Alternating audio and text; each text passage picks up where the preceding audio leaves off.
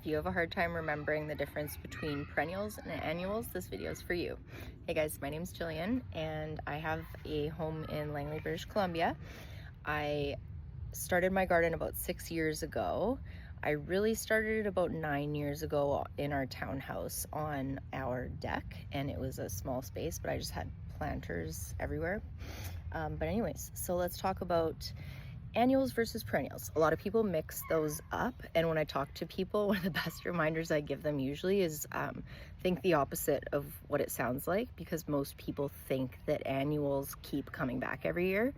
But the other thing you can remember, annuals are planted annually. So every year you have to plant your annuals. They will die if left to their own devices in whatever climate you're in.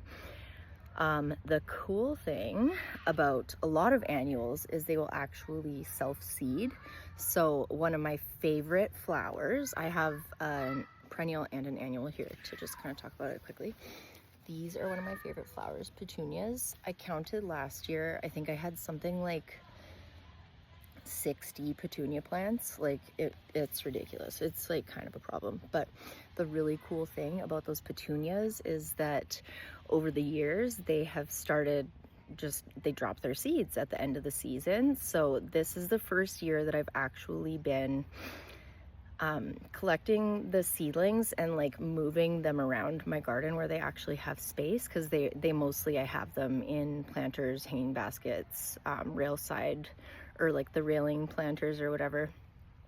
So they drop their seeds and then they just like come back the next year. So there's a lot of annuals that act as perennials in the sense that they will reseed themselves, but a true perennial will be able to be put in the ground and come back next year after winter or whatever. And that also depends on which climate you're in. There's some perennials that'll survive in different zones and won't in others. So yada, yada, yada, but I don't know enough about that. So this is one of my favorite perennials. So one that you can plant and that'll keep coming back, and that's a hydrangea. I just bought this color this year. I don't know if it'll stay like that once I put it in the ground. But we're gonna have high hopes. It is so incredibly root bound. I know that it would just be so happy if I was able to plant it. So I'm excited to plant that and see how that goes next year. But yeah, I just wanted to come on here and share a quick reminder for perennials versus annuals. Annuals are planted annually.